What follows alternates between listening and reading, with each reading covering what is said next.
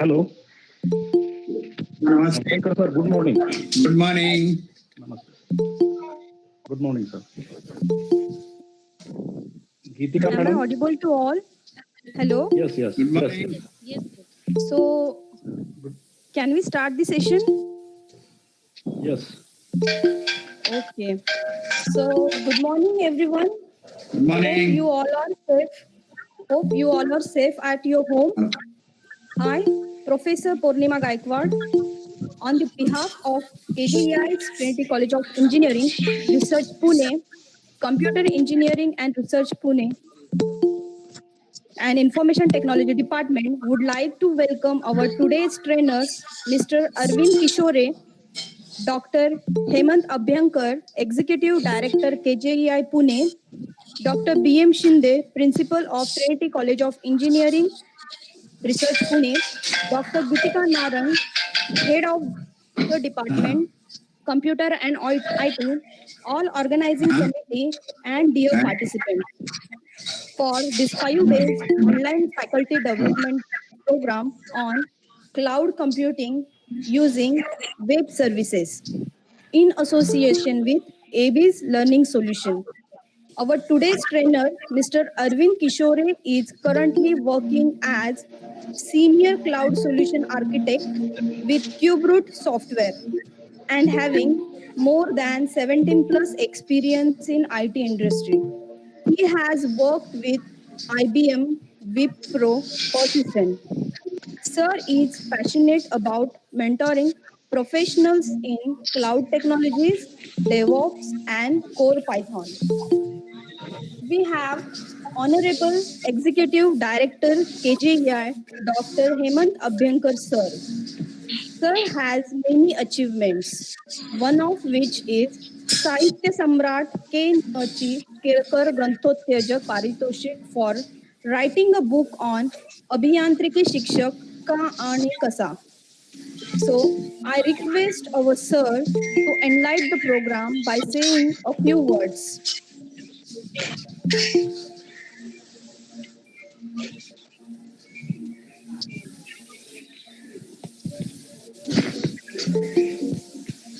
Hello? Hello, sir. Abhyankar, sir. Bola. Yes. Sir, I request you to enlighten the program by saying few words. I don't know if you can see me. Can you see me? Yes. Yes, yes, sir. Yes, sir. Yes, sir. Yes, sir. Visible. Can you hear can me hear too? you. Okay. Yeah, sir. And there is a problem of echo, I believe, somewhere. Yes, sir. All participants are requested to mute their mics. Yes, sir. Now it is quite clear. Good morning, invited guests, Good morning, sir. B.M. Shinde, Dr. Geetika, our faculty colleagues, and dear participant friends. Gives me an immense pleasure to be with you today. You may not be aware, I don't know if you are aware, I joined teaching profession in electronics department way back, and I learned electronics with the help of vacuum tubes and only a little bit of transistors or semiconductor devices. But I spent whole life in teaching semiconductor devices, and then later on worked on operational amplifiers, then digital circuits, then we had TTL circuits and MOS and CMOS and whatnot, because speed became very important in the life of people, which gave us the computing systems. So many years probably computer engineers also worked on improving the speed by reducing the switching time of devices. And it probably has reached a very high level of speed now. At the same time, the computing also required a lot of data to be retrieved and stored. And we now find that data storage has become a big issue. I saw Dhirubhai Ambani tech knowledge center, a tremendous amount of security for data storage. Banks and all, everybody is now after data storage and security. Cloud computing has been a concept to ensure that we seek the help of the cloud to store our data so that our devices need not have so much of data and all the time. The faculty of various institutions, it is very important now that the students of not only computer and IT branches, all engineering students should understand how to seek the help of cloud for computing, utilize the storage. And if we do not understand it properly, if we do not learn it properly, probably the students will go ahead of teachers. They will understand it quickly, they will start doing it, and teachers will have to stay back. I'm sure all the teachers, they are utilizing their lockdown period or lockdown time thanks to COVID, which has permitted us to understand how to deliver lectures online, which is again another pedagogical art, I would say, which every teacher will have to understand. Because henceforth, even if the lockdown is not there, allowing people to come together, sit together in masses will be very difficult. And probably educational institutions will have to adhere to online teaching learning at least up to 40 or 50%. This is going to be another challenge for engineering teachers hereafter. So my dear participant friends, this is an opportunity for you to understand and learn Amazon Web Services to be used for cloud computing. I have an expert here. I extend a warm welcome to him on behalf of all our institutes. He could have visited our campus, which is lush green European campus, 110 acres of campus. I'm sure we'll find some other time to bring him to the campus. I wish all the participants, the faculty, the trainers, all the best. I hope this hitting Mumbai today will not affect our connectivity and will allow all of you to enjoy the training sessions. So may I conclude? Please visit my blogs.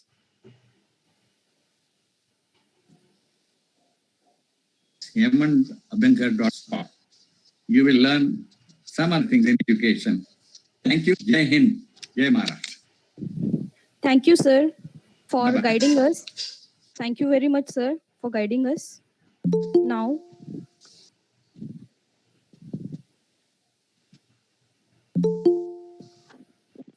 hello. Yes, ma'am. Now we request our Mr. Arvind Kishore sir to start the session. So good morning to all.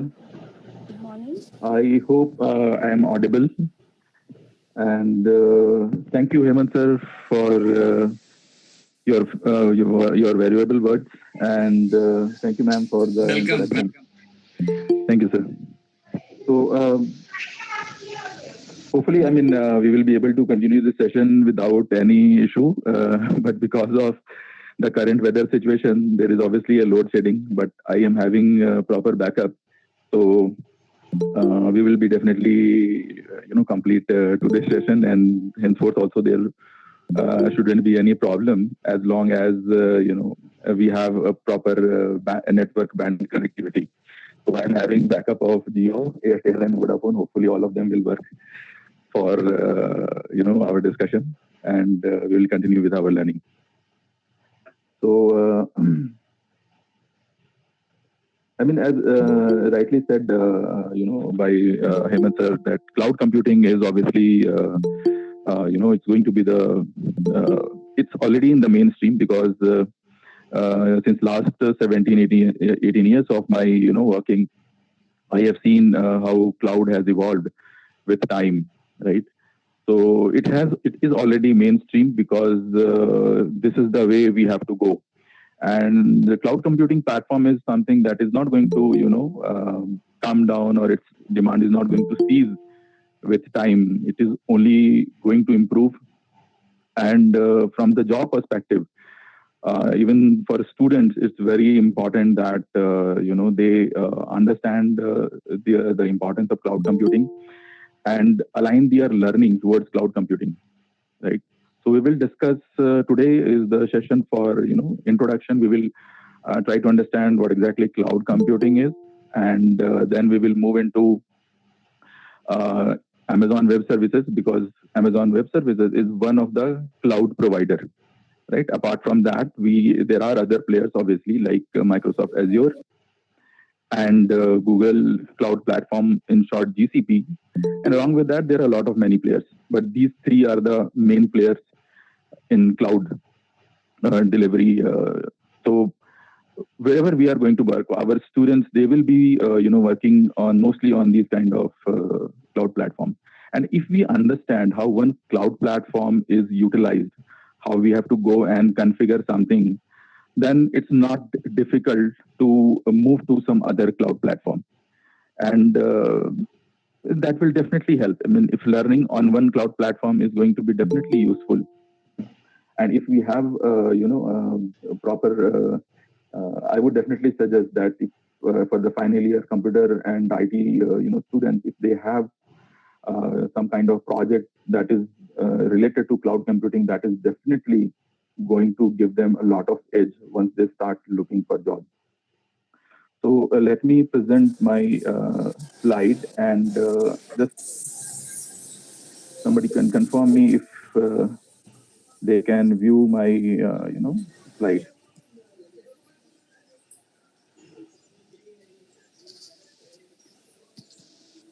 Yes, sir. Yes, sir. So I'm opening my slide. Hello, sir. Yeah, ma'am. So your voice is not clear. Okay. How is it now? Hello. Yeah. Is it clear now? Gauri ma'am, it was better actually. I think Yes, it's me. it is okay. Yeah, it is clear, ma'am. Huh. Arjun sir, it was Okay. fine. Yeah. Okay, fine. So just confirm me if you can see my slide. Yeah, we can see. Yes. Not a problem. Okay, We great. can see. Yeah. So I mean, this is just a visual representation of how why we'll discuss why the word cloud come into existence and what exactly happened. Right. Just to start with. So I mean, to just get into the history of how the story really started. Right. It's all about cloud computing, cloud as a platform. When we started working on mainframe, right? And that machine used to be quite big in size. Now, what was the purpose? Why we started moving towards computing machine, right? Because it helped to solve certain problem in less amount of time, right? That was the main intention, and that's where this whole invention started from. And initially, it was all about mainframe. It used to occupy a huge amount of space, and to execute a simple batch program, it used to take a lot of time. But slowly we improved. We started, sharing the resources of mainframe within a particular location. And then when we moved to, and further down the line, ARPANET came into existence, right? It was, So in 1969, JCR he's introduced the concept of intergalactic computer network. And then he was the main person who was responsible for ARPANET, which eventually, developed into today's what we are using as internet. Right. In this journey, in 1970, VMware they launched the virtualization software. Now, virtualization is actually the backbone of cloud computing world. So everything is virtualized. Whatever we access in cloud, we access it through a software layer. and behind the scene, it's the virtualization which is working in a big way. So what VMware launched in 1975. So in that, what became possible?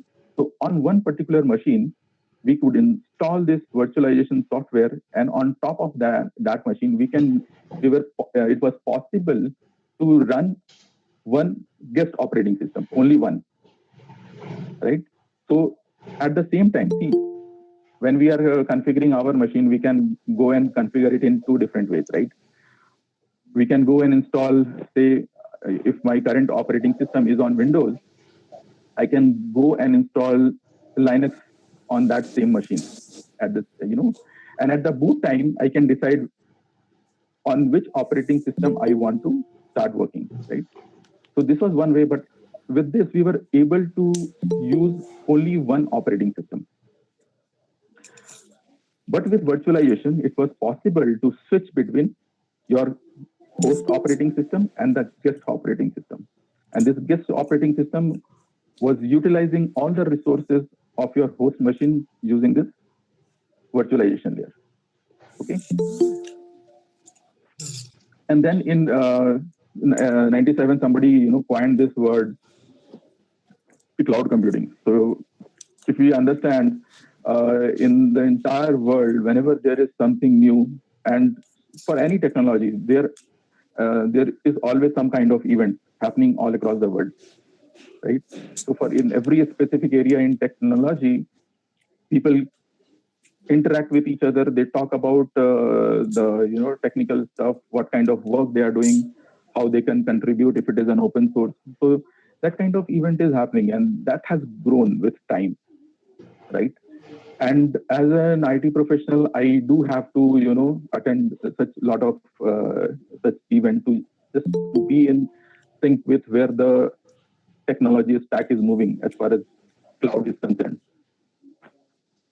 So this word in 1997, this word cloud computing came into existence. And then in 1999, they started the Salesforce, which is basically a SaaS-based company, software as a service-based company. They started delivering software, enterprise software, directly through the website. Right. So this was again a big revolution in the journey towards cloud. Right. As a user, what Salesforce was giving, as a user, you just need to log into your service, pay for whatever you want to, for the duration of time you want to utilize that service, and then forget about anything else. Salesforce, the project which is running on Salesforce platform, they are going to take care of each and everything. How the infrastructure is going to work, how the networking are going to be configured, where your application is running, any kind of scaling that needs to be performed. Each and everything was managed by Salesforce. Then again, one major breakthrough came in 2003, right, when Zen Hypervisor was, released. Okay, so with this, what happened? It became possible to run more than one guest operating system on the host operating system. Okay, so for example, if I'm running Windows 10 on my laptop, I can go and install, say, for example, tools like VirtualBox or VMware Workstation. And on top of that, I can go and install, say, Ubuntu. Along with that, I can go and install Red Hat Linux. I can go and install SUSE Linux.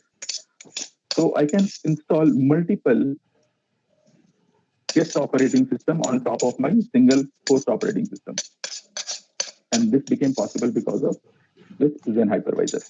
Earlier, it was not possible.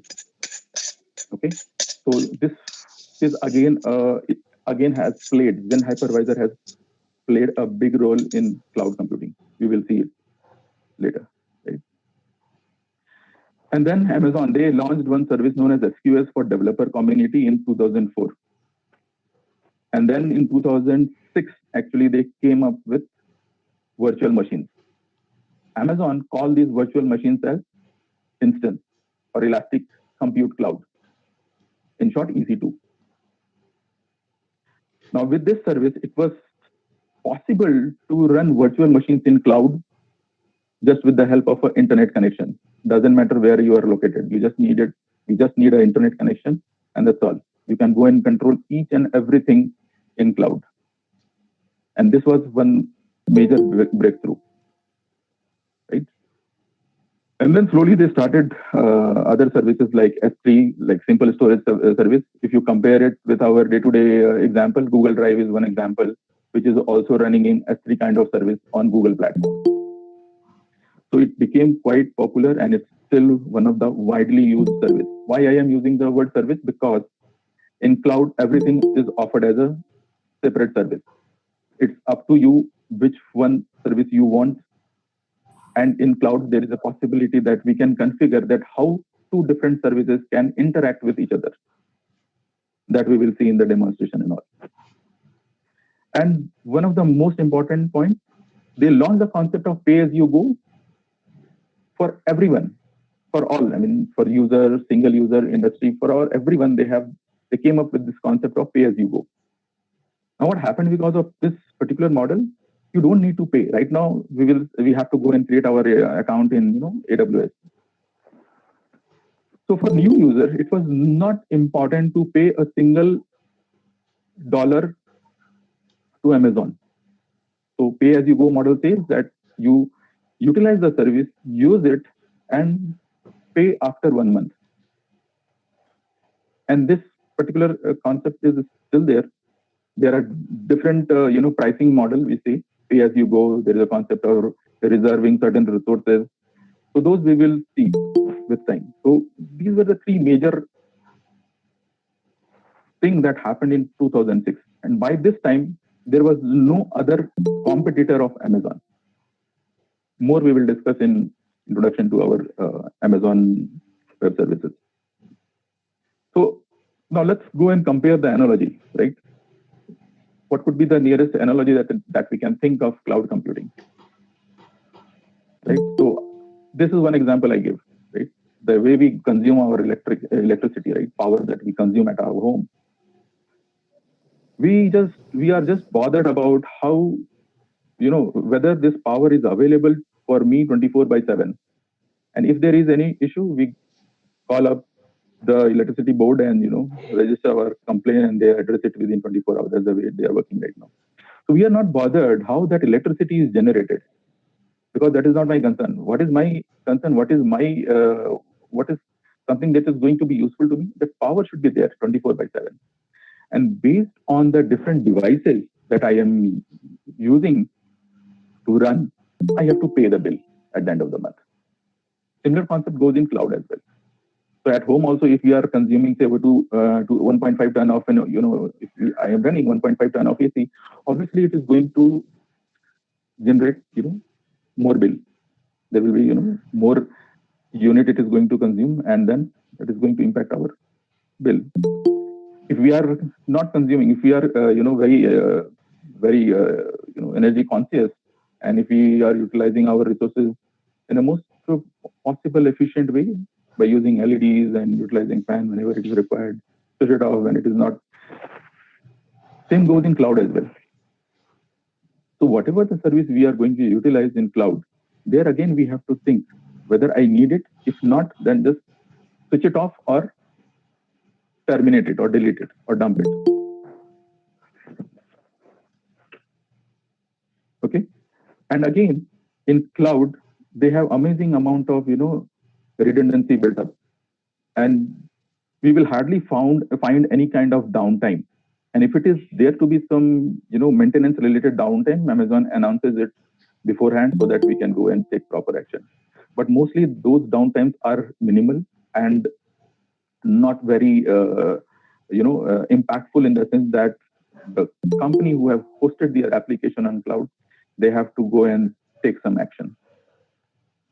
So such is the kind of capability they have built in their data centers. Okay, so this is one analogy. Second analogy I could draw with suppose if we are traveling to some other city, for example, what we do, we just book our ticket, occupy our space, and whenever we have to get down, we just get down. And normally, sometimes we don't even talk with the other person who is just sitting next to me. We just thank the driver and just move out of the bus. But along with me, there are other people also traveling to their own destination. They are managing their own luggage and taking care of their belongings. So in ideal scenario, nobody is going to disturb anybody else. In cloud also, in cloud, there is a concept of public cloud. So there, on one piece of host operating system, there might be a number of virtual machines running from different accounts. So 4 people located at 4 different locations, they might be using the same host operating system, right? But they are all logically separated from each other. Nobody can see what the other person is doing because everything is linked to your account. Okay, so where this word came into existence, like from when this word like cloud started, right? So this word came from a network design, and one particular networking engineer, he just used this cloud as a way to address the interconnection between different networking devices. So it is said that from that particular time, people started using this word cloud for these kind of distributed located servers. The question now may be asked, why cloud computing? Because prior to 2006 also, the applications were running, they were getting deployed on some server, right? And if you ask me about for us, I mean, we all are utilizing cloud computing in some or the other way. The moment we all created our email accounts, we were actually accessing cloud computing, right? Suppose if we create an Gmail account in Google, it is going to create our account and keep our data somewhere in the server. We don't know where exactly it is. It could be in India, could be somewhere else, wherever Amazon is running its fleet of virtual machines, wherever they are setting up their data center. So as a consumer, as a user, what was my concern? The concern was that whatever the email which is there in my inbox or sent folder, that should be always there as long as I want to keep it, right? Amazon, they take care that whatever the email that you have is not, they don't actually see what exactly you are having within your email account. The limit was the storage. Initially, these email accounts were, these cloud providers or Gmail or Hotmail, they were offering very low storage space. But right now with Google, you have, I think 10 to 15 GB of storage.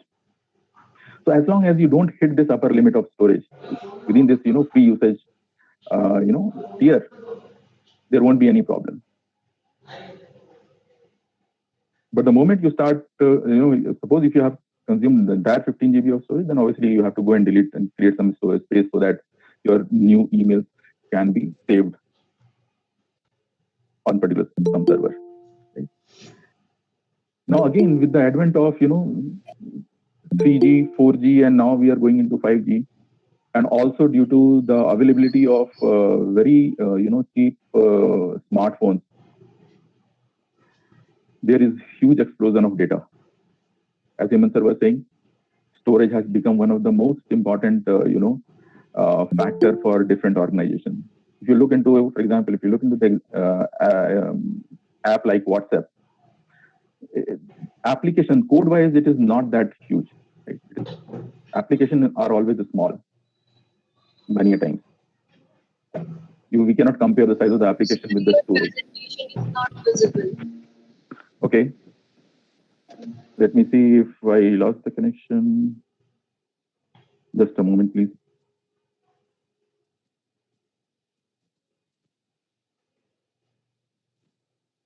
No, sir, your connection was not a problem. Someone started to do his present. That's why it was Okay.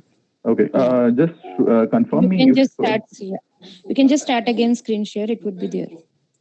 All participants are requested just to see that while entering, sometime you switch on your present screen sharing. So please avoid that.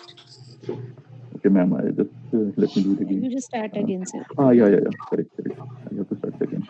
Yeah, it's there, sir. We just confirm me, ma'am, if the slide is. It's there, sir. We can see. Okay.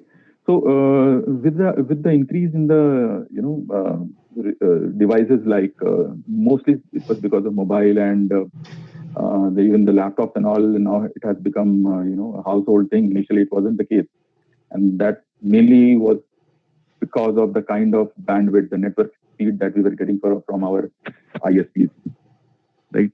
So that has changed a lot with 4G, and that has led to the increase of huge amount of data. Even the WhatsApp messages that we are sharing, if any kind of videos that we go and share, that adds up to the storage, right? It adds up to the storage of the particular cloud provider which is serving that particular application, and it is growing like anything nowadays. Even because of AI and ML, companies like who are there in e-commerce domain specifically, they want to understand the way the user is looking for a product, the kind of product that he is looking for, and these kind of information again these e-commerce company are capturing, and based on that they are giving you some suggestions directly on your device. If you go and accept the notification, you will start getting the notifications. So they are trying to understand your approach. They are trying to understand how this is possible. They are capturing your they are capturing the details about the products you are scanning through, the products that you are adding to your wish list. These all things they are doing. And to do these things, obviously, they have to capture some data. So they are capturing live streaming data, and these data again consume a lot of space. And without cloud, it was not possible to store such kind of data, right? So as a user, we are obviously generating huge amount of data, and the organizations, the company who are into business, they are also generating huge amount of data, and these data cannot be so it is not only about storing. You collect this data, and again you have to run some analysis, you have to run some analytics, you have to use some kind of machine learning model to understand the user behavior. So it was not only about storing the data, it was also to understand the data, what this data means, right? So increase in number of mobile and computer, obviously this led to massive growth of generation of data. And obviously this is the priority for all the organizations, right? And for storing this data, I mean, companies like, prior to when cloud computing became it was there for us to use. Prior to that, bigger organizations who were working in insurance domain, banking domain, they had huge amount of capital. And because of their user base, they were in a position to construct their own data centers.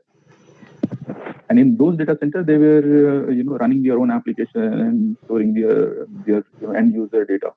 It was possible for them to go for such application, even if it means setting up their own data centers. But it was not possible for each and everyone. And cloud comes with a lot of different benefits. So it was possible for even the startups to start utilizing cloud computing as a platform to test their innovation, right?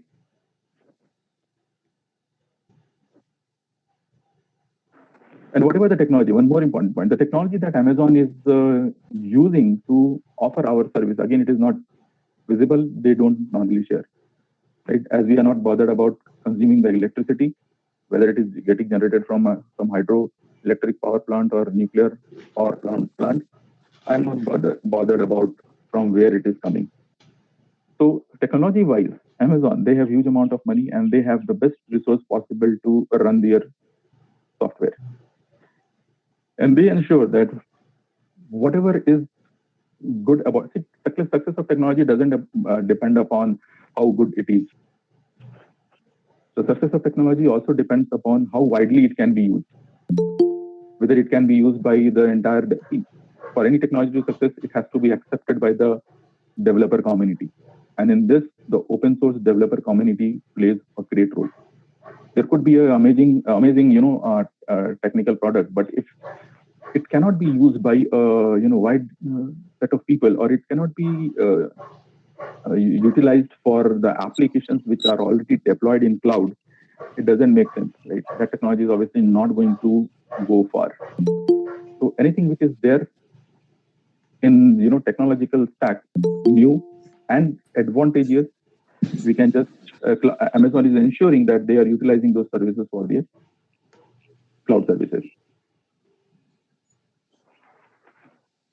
So what is cloud? It is basically on-demand delivery of compute power. That means for a particular virtual machine, we can run more than 700 virtual CPUs, right? We can get more than 10 gigabytes of bandwidth within Amazon network.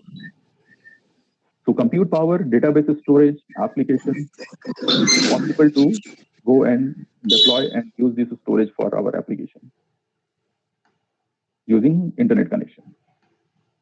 So in today's scenario, what I have observed in last couple of years, since I am associated with cloud since 2015, the client who were very reluctant to move to cloud, now because of this pandemic, they are in hurry, right? Because the organizations who have already moved to cloud, they are happy. Their team, they are working from home, collaborating with each other, discussing, and whatever the execution that is happening in some Amazon data center. We don't need to go there physically. We just need a net connection, a laptop, that's it. So now there is a hurry that organizations who are running their storage, maintaining their computing resources within their own premise, or utilizing some traditional way of consuming their services, they now move to cloud. They now want to move to cloud, and that is again creating a lot of job opportunities.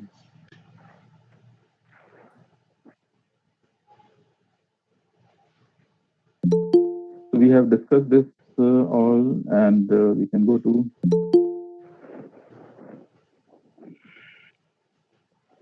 So what are the attributes of cloud computing? This is again which we need to have a. So we don't need any kind of capital expenditure. Just you create an account, start using the services, and pay based on whatever you are consuming. True elastic capacity. This is one of the most amazing feature of cloud computing. What is the meaning of elastic capacity? So you can scale up and down, but what exactly it means? It means that today, if your computing need is say for 2 CPUs of some configuration, and if there is sudden increase in the number of users for your application which is deployed on cloud, you can add virtual machines parallelly, right? Which is also known as horizontal scaling. And to do this, you don't need to do any kind of manual work. Again, in cloud computing, whatever we do, suppose if we go and create a virtual machine, do the configuration, deploy the application, each and everything, except the billing part, each and everything with respect to the configuration of your infrastructure can be done with the help of code, right? So again, people who are good at writing even the bash script, shell script, PowerShell, Python, these skills will be additionally advantageous if somebody is moving towards cloud, because in cloud, each and everything can be automated. You can obviously do it in a manual way, but that has obviously some limitations. So what does elasticity mean? If your user base has grown from say 100 to 10,000, we can do a configuration which will add say 100 more virtual machines automatically. And the user base of my application, if it goes down from 10,000 to 100 again, those additional virtual machines that was created in cloud automatically will be terminated. So how it is advantageous? You are obviously not paying for those additional virtual machines. Those virtual machines were there because there was some business need. There were some additional number of users. Now, what could be the best example? You just take an example of sales that happens on Amazon or Flipkart or such platforms during some festive season. And obviously, to get the discount, the advantage of discount on certain products, people are normally waiting most of the time with the students and all. But many times we also add our product in wish list and just wait for the time when the sale opens at midnight. And obviously, during that point of time when the sale is going to start, there will be a huge influx of users. So what Amazon is going to do? Are they going to add those virtual machines manually? No. Auto scaling is going to take care. And when the entire this 3-day of sale gets over, obviously the user will slowly move out. And again, based on the number of users who are leaving or they are just finished with their purchase and they are going back to their home, you don't need those additional number of virtual machines. So those will automatically get deleted. How you can do this? In cloud, there is a monitoring service which is known as CloudWatch. So here in CloudWatch, you can set alarm. The way we set alarm to wake up in the morning, you can go and set up alarm. And in that alarm, you can set some condition criteria.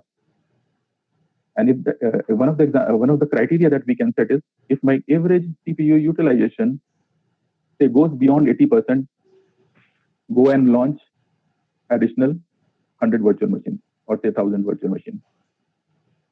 And this will happen automatically. The way the alarm start ringing the moment, suppose if you have set it at 6 a.m., it will obviously ring. You don't need to go and do anything manually. Same is possible in cloud. So in cloud, the capacity is elastic, whether it is storage, whether it is compute. Pay as you go, we have discussed. Improve time to market. Yeah, if I have an idea and I can write, two people can obviously start a company. I have an idea. I don't have any capital. I don't have any money to invest on an infrastructure or even to, the traditional way of deploying the application was if I have deployed a couple of applications and I have seen that irrespective of my need, I was compelled to buy some minimum amount of storage. Even though my storage need is say 10 GB, I was compelled to buy 100 GB of storage. I don't know whether I will be utilizing or not those additional number of storage. For the compute also, I have to go and buy certain minimum number of nodes or virtual machines. And again, scaling and all was not possible there. Auto scaling kind of feature was not possible. But in case of and to do that, it used to take at least 1 week of time minimum. My application is ready, but I want to deploy it. But it takes time to deploy your application. It used to take a good amount of time. But now, because of cloud computing, if you have an application ready today, you can deploy it today itself within a couple of minutes and expose your domain name to the end customer and immediately start monitoring their user footprint and whatnot with the help of, again, a service monitoring tool which is known as CloudWatch. Okay, so it helps us to improve the time to market. We can go to the market immediately.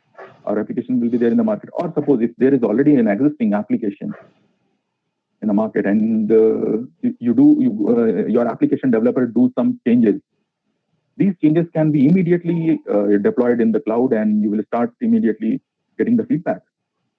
So cloud monitoring, this cloud monitoring tool, CloudWatch, gives us feedback, how things are happening in cloud. Right? So what advantage here we are getting? So as an organization, when I started working with Persistent, we used to have a separate team. Entire one floor was there for these networking engineers and networking admins to manage the entire some of the client products were also running there. A number of switches and routers, database servers, they all were managed by them. Right? And to run that, it needed a separate team, separate, set of team, and company definitely they have to manage their salaries and health benefit and whatnot. So what the cloud providers say, they say that focus on your core strength. If you are totally into technology, then focus on your application, how to improve it, how to make it much more, accessible, how to improve the features, and forget about the infrastructure. We are there to take care of it. Pay for only what you are using.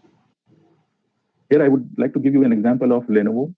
One of my colleagues who is working with Lenovo in North Carolina, he said that in 2016, when Lenovo decided to move their entire database storage to cloud, at that time,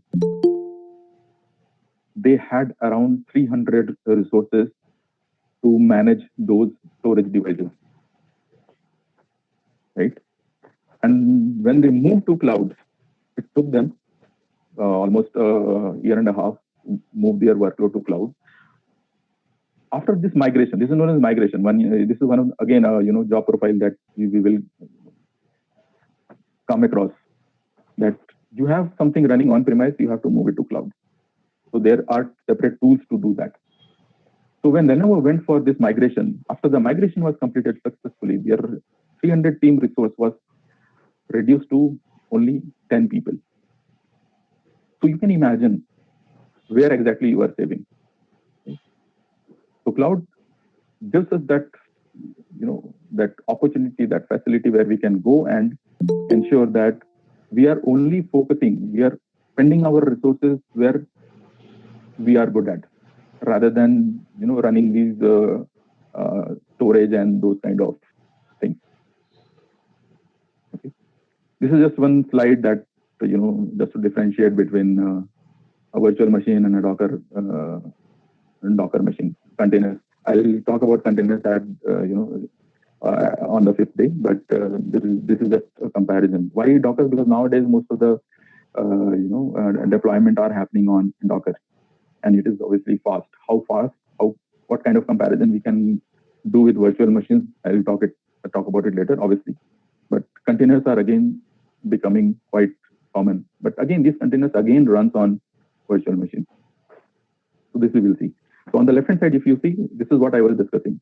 So you have one host operating system. On top of that, you go and install some virtualization software. And on top of that, I am having 2 guest operating systems. I can go and have 4. But this count is obviously going to be decided by what kind of configuration you are having for your host operating system. So if you want to run more number of guest operating system parallelly, then obviously you need a host operating system with very good configuration. Okay. Again, types of cloud, we have private, public, hybrid, and community. Private, a particular organization, they go and convert their existing, say, on-premise setup into cloud, and they access their services the way services are accessed in cloud. If you talk about Amazon, they have one service which is known as Outpost, AWS Outpost. Using this, a particular organization, they can move from on-premise to private cloud. Again, there is one good company with the name Nutanix. They are totally dedicated to private cloud. Right? They have good number of products, which is basically converting your on-premise setup the way we used to connect with them, the way we used to expand them into cloud platform. Right? So your cloud is there within your on-premise, but the way you are accessing it is obviously going to be slightly different. Public cloud, whatever I discussed about initially, it is on public cloud. We share resources. So public cloud, if you have an account, you can go and use it. So public cloud is one type where Amazon has already saturated.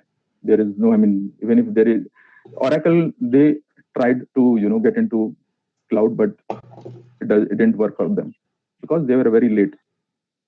And public cloud was already saturated by Amazon. Okay, hybrid cloud. Now there could be a some compliance requirement which says that this application cannot be totally moved to cloud, right? Or the storage cannot be moved to cloud because the compliance says that it is not something which is going to be allowed by the compliance.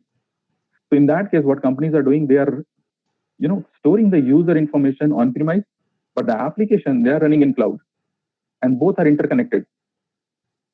So in hybrid, we take advantage of cloud computing as well as whatever we are having at our on-premise.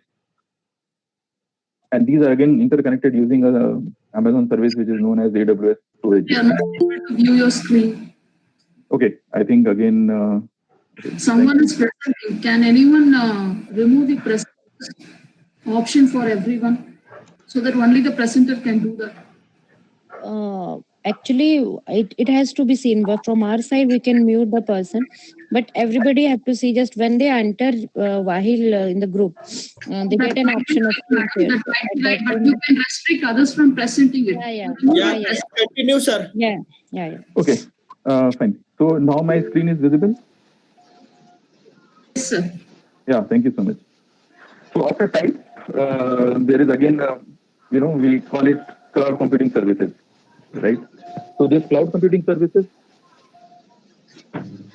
this is something that we are most common of, commonly we have come, most of the time we come across these words like infrastructure as a service, platform as a service, and software as a service. So we will see, and based on our need, we can go and select one of them, right? So if I have to draw a, cloud pyramid, this is something that I would, draw. And as you can see here, at the bottom layer, we have infrastructure as a service because we need some foundation, right? So some foundation in cloud, and it is the place where you will find most of the cloud resources working, right?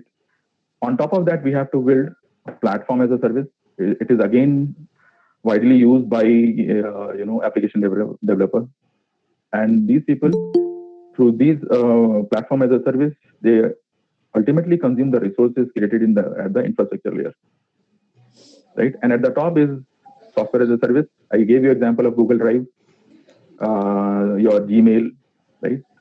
Or for example, even this, if you understand Google 365, Microsoft 365. So there, in SaaS application, what we do, we just go and register, pay some amount, and then start using it. And on the right hand side, it says that as we go down, we have as we start working at the infrastructure, we have much better control. As we move up from infrastructure to PaaS, we will be having less control. Like application developer, obviously, they will have less control over what the infrastructure team is doing. Okay, so the infrastructure at this particular layer, if you take example, it is EC2, Rackspace, Google Compute Engine. Google Compute Engine is, it's a parallel service of AWS EC2. That means using Google Compute Engine, you can go and create virtual machines. DigitalOcean is again a platform where you can go and deploy your virtual machines. Right? It's again a cloud platform. Okay. In PaaS, Heroku is there since long, but ultimately Heroku also runs on Amazon. But we have, as a consumer, I am having I have less flexibility in increasing the resource. I have to first of all go and pay to a Heroku, and then only it will be made available to me. So what is Heroku? It is a PaaS service, platform as a service. So platform as a service removes the need for organization to manage the underlying infrastructure and allow you to focus on the development, deployment, and management of your application. So when I started, using Heroku, I didn't have any control over their virtual machines. They gave me the virtual machines, and I was just supposed to deploy our application there. And whatever the storage we have bought, and I was just using those storage. Okay, so these were bottlenecks. I will explain how these bottlenecks were, they were bypassed because of this infrastructure as a service. So Beanstalk is one service that we will see today how it works. And SaaS, right? Example, you can take the example of Google Apps. I gave you example of Google Drive, Cisco WebEx, GoToMeeting, even the current Google Meet that we are using. It's a SaaS application. Slack, Mailchimp. Mailchimp is a mailing application that we normally configure through our application. So for SaaS, you don't need to do anything. SaaS, the company who is offering this SaaS service, they take care of platform as a service and infrastructure as a service.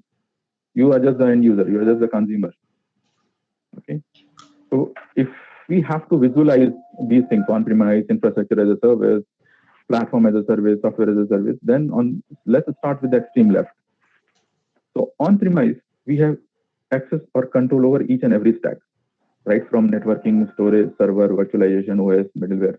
Each and everything is under your control. But once you move to cloud, we start using infrastructure as a service, there we lose control over this networking, storage, servers, virtualization. These are controlled by the cloud provider. And we can take control of any kind of operating system that I want to run on top of this infrastructure. We don't have any control to these devices. We cannot do a VNC and do something like remote desktop and take control of those servers which is running in Amazon.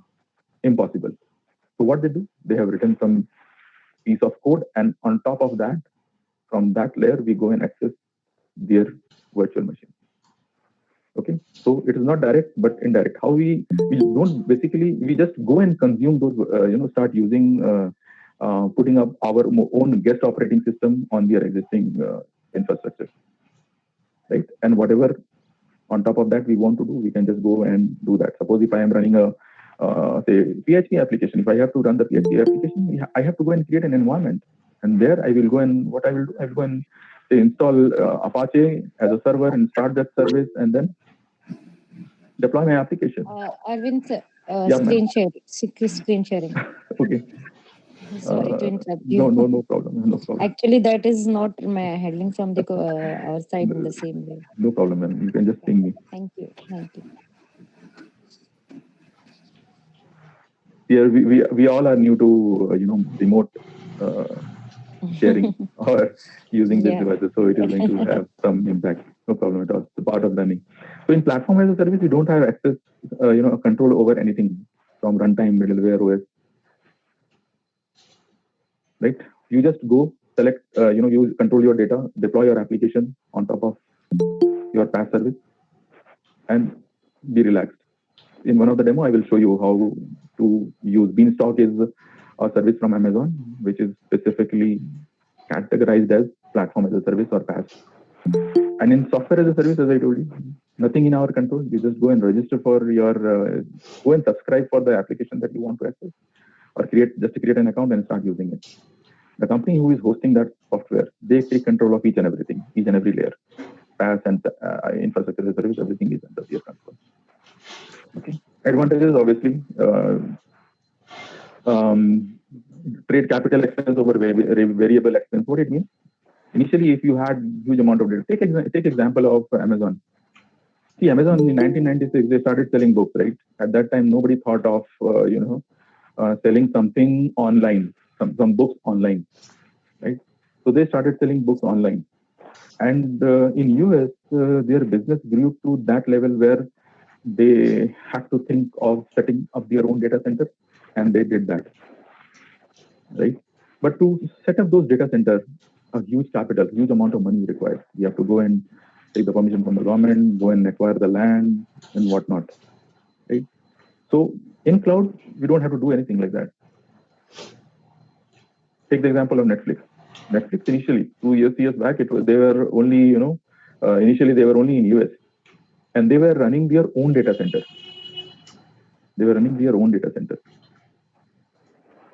And then they realized that whatever the business that, the profit and all that they are earning is not going to that level where they want to be. And they realized that if they go and, offer their service to the entire world, it will be, definitely profitable to them, because there was some, good amount of consumers ready to, accept their service, use their service. Why? Because of 4G, obviously. It took time, yeah, but obviously 4G is now available across many different countries. So initially they were running their own data center, but they realized to expand to the world, right? They needed to utilize the service of some cloud provider. And then in 2013, they decided that they will move their entire workload on Amazon. And it took them almost 5 years, 4 to 5 years to move their entire workload to cloud. Such huge was their own data center, but obviously it was limited in US. When they moved to cloud, with the help of code, with the help of code, which is also known as infrastructure as code, with the help of the code, they were able to create the entire infrastructure in different parts of the globe. And for them, because of the cloud, it was possible to expand across the globe in just a couple of days. Had they been doing it in the traditional way, I don't know how much time they would have taken to, offer their service to the world. So, if as a is my screen visible? Yes, sir, it is visible. Okay, no problem. So, anybody wants a break of 2-3 minutes? I can, just break for 2-3 minutes.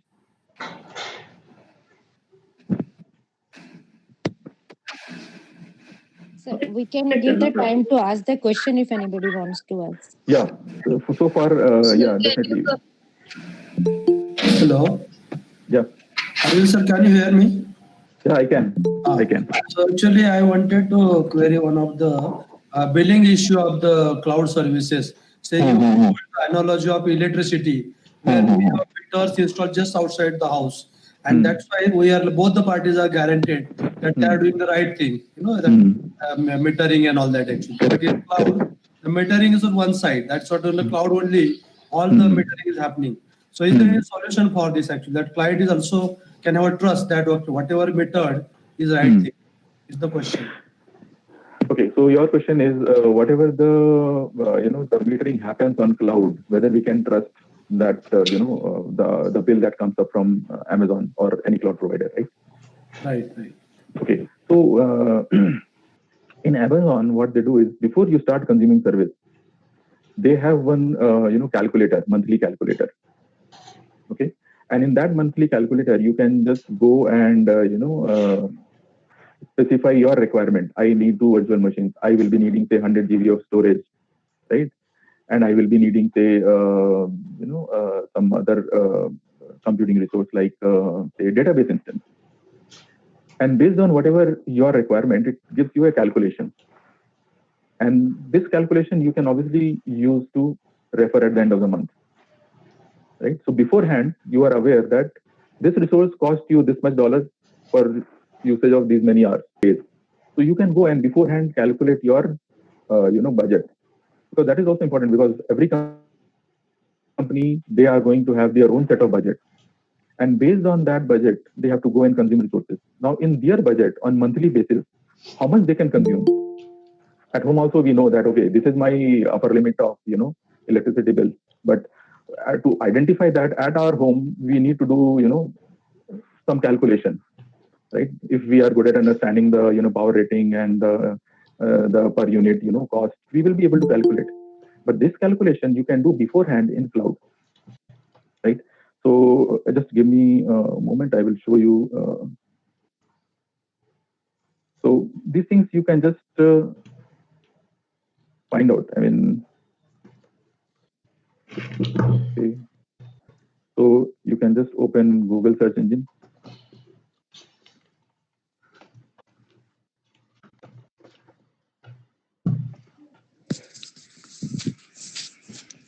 And here we can, yeah. Hello.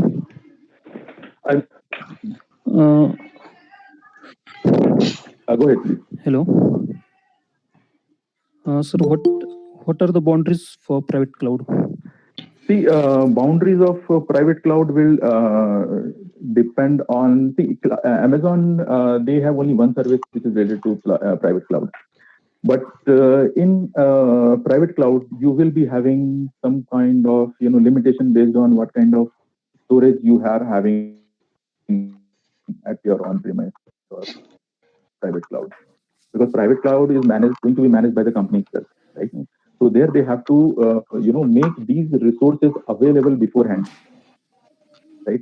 But in public cloud, that is not the case, because the infrastructure is the bottom infrastructure is there with the cloud provider. So you just need to think in terms of utilizing, calculating your need, Okay. and that's it. But in private, you have to make these resources available beforehand and do the configuration and all, because that configuration is again going to be important, right? So that is going to be different. Public, you don't decide about you don't need to worry about whether I will get this or not. If the service that you need, if it is there in your your nearest data center, Okay. your budget is going to be the deciding factor whether I will be able to consume those services or not. So public cloud, no limitation, but in private, you have to go and decide about your those hardware infrastructure. Fine. So this is one. I just wanted to show you this pricing calculator, and using this calculator, you can easily go and calculate your upcoming cost. Hello, Arvind sir. This calculator is fine actually, but all the metering is done at service provider side. But how, for example, Reliance connection I have. Typically say 2 GB per day, but how much time it takes to consume 2 GB, because I don't have track over how much really I'm consuming. So somewhere I was reading whether there are tools actually where I can install at my end whenever I'm using services, and those tools will tell me like in a trusted manner that okay, well, you have consumed really this much bandwidth. What the service provider is also claiming that kind of thing actually. No, obviously, if you talk about Reliance or any such provider here, there is obviously it's not the clarity is not there. Yeah, that's but right. in case of but in case of, I'll show you my account. This is my account, and I'll take you to my billing dashboard. Okay. And so one thing I said, you can go and do a calculation, but whatever the bill comes, you should be getting a breakup. And if you know that for how long you used, and that parameter you can go and see. Take the example of this virtual machine. If you have run that virtual machine, say for 1 hour, in the bill, it will show you that you were billed for these many hours. Okay. So you can see here, there is some bill with respect to my account. And if I have to find out where exactly I have to, why this amount is coming, I can easily go back. So you can compare your estimate with your actual bill.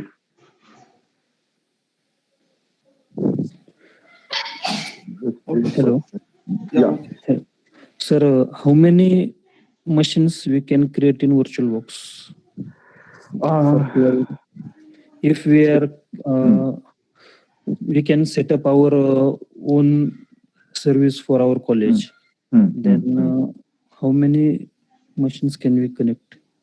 See, the account that we will be, creating for our, this session, it is going to be, free tier account. So within free tier account, we can create 20 virtual machines, right? But again, to stay within that free tier limit, you cannot go beyond one virtual machine if you want to run that virtual machine for the entire month. So if you create one virtual machine, that is free for 1 month if you don't stop it running. Okay. So so you have to calculate within free tier. You can go and create 20 virtual machines, but there will be some bill. I'll show you how to calculate that bill when we discuss this virtual machine in day 3 session. So you can see here the bill is because of one bill is because of Elastic Compute Cloud. So I can just expand it, and I need to find out, okay, this is the location where I am running, and you can see here this bill is because of Elastic IP address. So Elastic IP address in Amazon, it is nothing but a static IP address. And this particular resource, if I am not using and it is there in my account, then it becomes chargeable.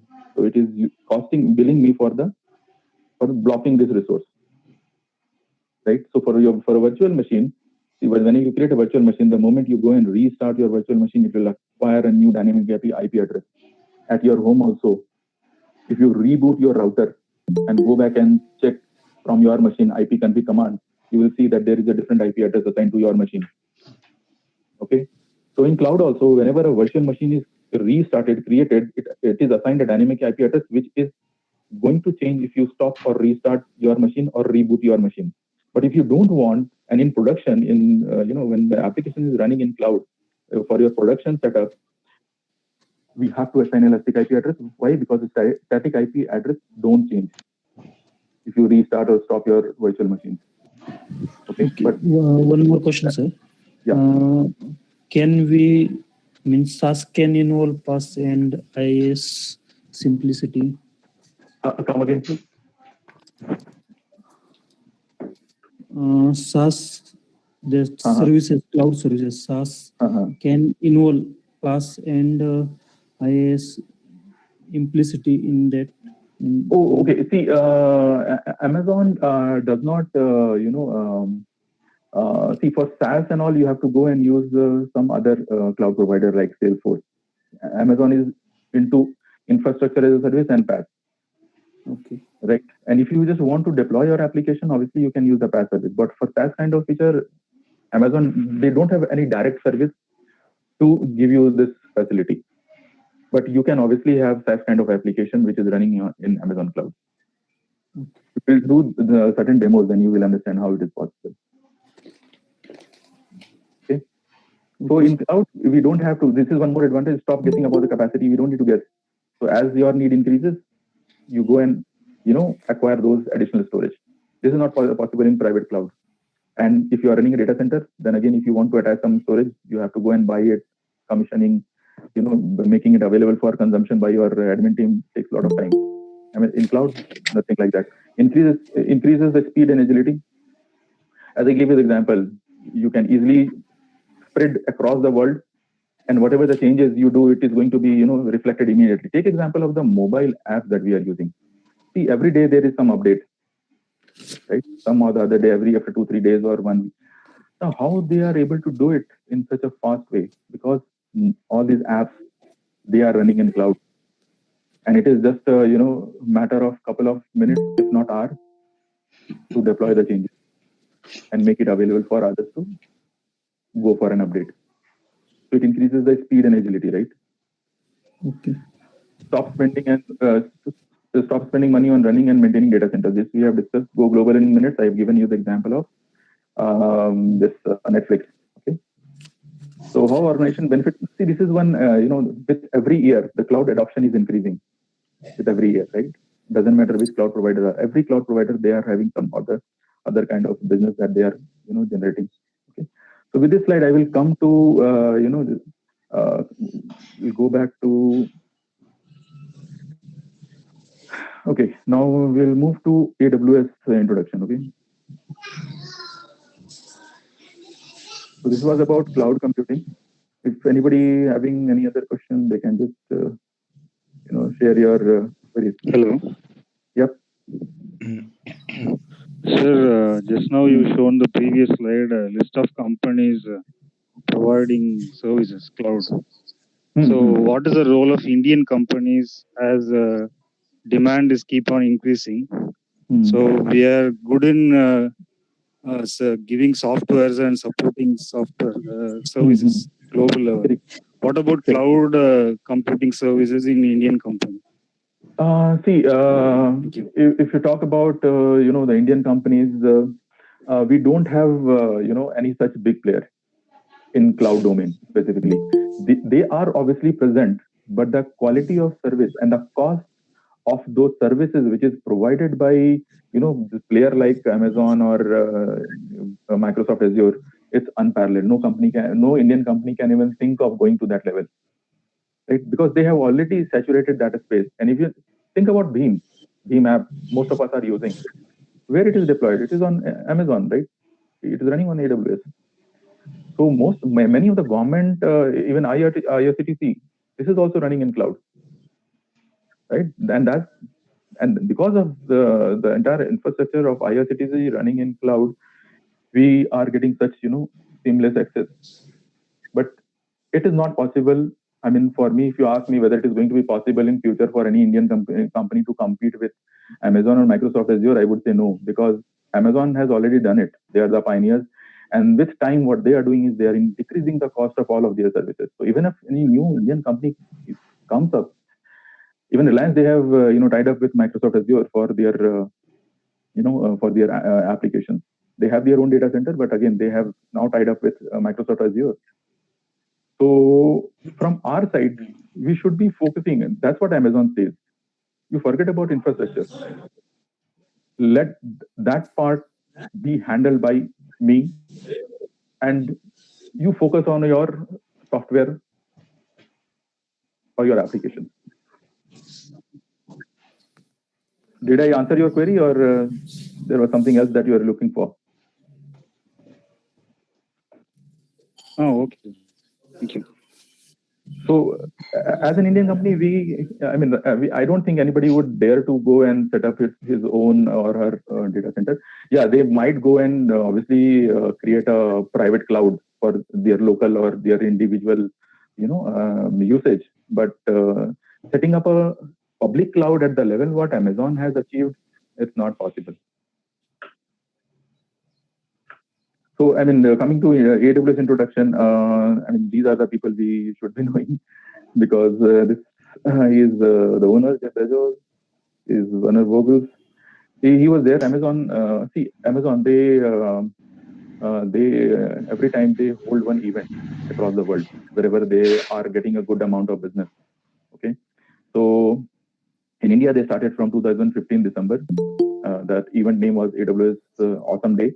And after that, every year in the month of May, they organize one big event where they invite, all industry people to, showcase their product and services, where they are going, what is going to be their future plan. These kind of things are there. And this person, Werner, was there last year, and is a very technical person, and with Amazon since long. This one is, he's the VP. Now he is VP, NDJC. And this is the two statement that if you look into, Amazon initial videos from this person, you will find that he talks about the ability to try a lot of experiments, and number two, not having the collateral damage of failed experiment. Why? What it means? See, when you go and try something new, and if you're doing it on premise, if something goes wrong with the environment where your application is running, to recreate those setup, it takes a whole lot of time, depending upon what kind of application you are running there. And if it is a distributed application, suppose you are using COM/DCOM Microsoft technology, and your application is running on .NET, it takes a lot of time to recreate the setup. Yeah, the networking team, the admin team, everyone will be involved. They will wipe out your operating system, do a new installation of image, and then go back and deploy the application. At times, it takes 1 week to test something new. So in cloud, nothing like that. You go, deploy your application, run whatever you want to run there, any kind of penetration testing, or what kind of things, whatever things that you want to do. And once you are done, you can easily select that terminate button and get rid of that virtual machine, create a new one. So you don't have to worry about, because time is money, right? If you are investing time in recreating or just setups, then obviously you are losing out of time and money ultimately. In cloud, we don't have that kind of concern. Pay only for what you have used. If it goes beyond your free tier usage, be happy. Okay. If you look into the growth, Gartner is the one big company who keeps on doing research on different different types of parameters. And on infrastructure as a cloud, every year in the month of July, they come up with this kind of data. And you can see they started doing it from 2017. So you can see here Amazon is maintaining that lead. Right? Google and all others are far away. 2018 also, the gap is there. What it means, the kind of services, the type of services that Amazon is offering, it is far more than their nearest competitor. Last year also, they are maintaining that kind of lead. You can see other cloud providers like IBM, Alibaba, Oracle Cloud, they are lagging somewhere in the this niche player quadrant. So Amazon, they started this cloud services. They keep on adding different services every year, and at the same time they ensure that they are far ahead as compared to their competitors. Right? So you can see here, this slide is talking about, since 2013, Amazon has, decreased the cost of their services. Why? Because this Microsoft Azure, they launched their first service in cloud in 2010, after gap of 4 years as compared to Amazon. And Google came into picture in 2013. Okay, so obviously they have to go and do something to maintain that kind of market capture. So every year they keep on decreasing the pricing of the different services. Okay. So if you talk about the timeline, when Amazon started running their own data center in year 2003, their own, they were running obviously a couple of data center in US. But when you create a data center, you think about the storage capacity, the compute capacity that you will be needing, say, for the next 10 years. And thinking that, the planning is done. So Amazon also did that when they started setting up their own data center. But soon, a couple of their engineers, they realized that they are having a lot of idle storage, lot of idle compute resources. And then Chris and Benjamin, they thought of, they represented a paper saying that we can go and offer these as a service to the entire world, be a one user or a particular company. And then their, other teams started working on their, concept. And in 2004, they launched one service with the name SQS, Simple Queue Service, which is basically a message broker. And it was widely accepted by the dev community across the world. And then in 2006, they launched their first cloud service, EC2, which they call instance or virtual machines in short. And then their journey started, right? 2010, since 2012, from 2012, they are, hosting one event with the name reInvent. And it is there every year. And this event happens in Las Vegas, US. It's a 5-day event. And in the last event, they had around 3,100 different sessions on different types of services that they offer through their cloud delivery model. Okay. Now, understanding the AWS infrastructure, what exactly it is, how things work in cloud. So, what Amazon has done, they have set up data center across the world, right? Wherever they see that the user base is increasing, they go and set up their data center.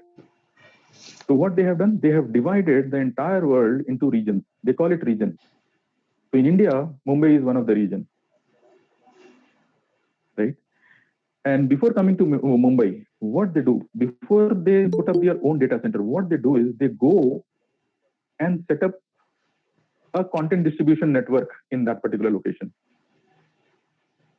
So what is content distribution network? Basically, it caches the information and helps in decreasing the latency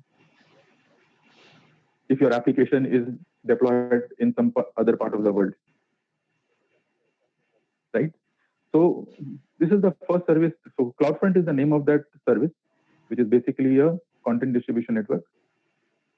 So they set up this CloudFront network in India at 3 different locations: Mumbai, Chennai, and not Chennai, Hyderabad and NCR. And after that, in 2016 July, they launched their first region in Mumbai. By the end of this year, or maybe by the beginning of this year, they will be having their second region in Hyderabad. On this region, they consist of availability zones. Right? In Mumbai, they started with 2 availability zones. But again, because of the demand and the increase in the user base, they had to launch their third availability zone. What are these availability zones? Now, availability zones, or AZs, in short, are physically distinct location within the same area. And within a particular availability zone, it's a virtual concept. Within a particular availability zone, there might be one or more than one data center. So at the top is region, then AZs, and within AZs we have data centers. Amazon doesn't disclose in a particular availability zone what is the number of data centers they are running. Okay, so in Mumbai they started with 2, and everywhere in the world they always start in pair of availability zones. Right? Why? Because in cloud there is a concept of high availability, or in short HA. So if you are deploying your application in say one of the availability zone, and because of some reason, power failure or there is flood, one of the AZ goes down, the second AZ is there to help you. So Amazon says that go and deploy your application in at least 2 different virtual machines, and those virtual machines should be running in 2 different availability zones. So in case something goes wrong in one of the availability zones, your business is not impacted. Your users are not going to be impacted. Right? So this is the concept of region, availability zone, and data center. And this is one of the diagram. I mean, if you can see here, this particular screenshot is from year 2019, and at that time, I think it is at the beginning of the 2019. So in Mumbai, it is showing us that a count of 2 is indicating the number of availability zone in Mumbai region. So this screenshot is from the beginning of 2019, because somewhere in September they have launched their 3rd availability zone, and that green circle indicates the upcoming availability zone. Okay, so they are present across the world. You can see their presence is not that good in US because they don't have any availability zone in Russia. Okay, so this is the latest one, and they are now coming up with their data center in Indonesia, Spain, and second availability zone in Japan. Okay, this is about edge location. So they are quite widely present across the world with their edge location service known as CloudFront. And if you look into the number of count, overall they have launched 24 regions. So they are present at 24 different distinct locations with their availability zones, with their data center. By the end of this year, they will be having at least 3 more regions available for service. If we add all the different availability zones across the world, this is the count that we are having 76. North Virginia in US is one of the largest region of Amazon. In that they are having 5 availability zones, which is nowhere in the world. Right? Point of presence, again it is related to CloudFront. So in all there are 216 CloudFront configuration across the world. And direct connect location 97. What it means? Using direct connect, what Amazon does is it connects your on-premise infrastructure directly to the nearest Amazon data center. And to do that, they take help of local ISPs. Like in India, they have tie with Jio along with Airtel and Vodafone to do this setup. And overall, in some way or the other, they have served around 245 countries. Okay. So on-premise, you go and access your server, you maintain, manage, take backups, everything on your own. You cloud. To access these services in cloud, you just need a good, decent internet connection. And you can manage the entire infrastructure running in cloud. You don't need to go to office. Okay. So how it is possible? How Amazon Cloud works? They obviously maintain and do all those networking within their AZs and data centers. As a consumer, what I need, just create an account in Amazon and start using their service. These are the different categories of services that Amazon offers, and within these categories there will be a number of different resources. So there are analytics, application integration, lot in now ML and AI.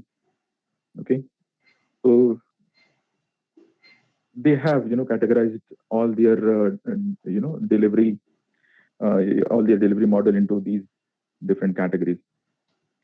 Okay, you can go and decide. I mean, there will be criteria for selecting a particular region. You can decide it should be there. I mean, how Amazon select, how as a customer we should be selecting a particular region. How we can interact with AWS? Obviously, we have to create an account. That's number one. Number two, you need to install. If you don't want to use console, what you can do? You can install AWS CLI on your local machine. Do some configuration, and you can now connect to you can go and create virtual machine directly by running some command. I'll show you this on, I think day 2 I will show you, or day 3 or day 2 I will show you this.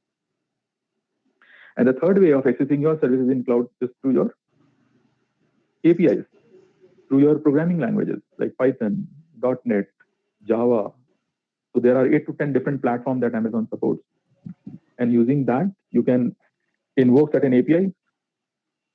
And with that API, you will be able to create or consume services in cloud. So these are the 3 different approaches that we can take. Okay. So key points here. I mean, if you look into the certifications which is there in Amazon, they are categorized basically into foundation, associate, professional, and specialty. So overall, there are 12 different certifications. And based on your interest, you can select any one of them and start your journey in cloud. Okay. So coming to this is a comparison. If you are running your workload in your own data center or in your own on-premise, and if you compare the same workload if you have to run in cloud, right? So here, on x-axis we have time, and on y we have the infra cost, right? And this this blue line indicates our traditional way of traditional hardware, you can say growth in data center or on-premise. What happens? You go and buy some storage or compute capacity, and again you wait for some time to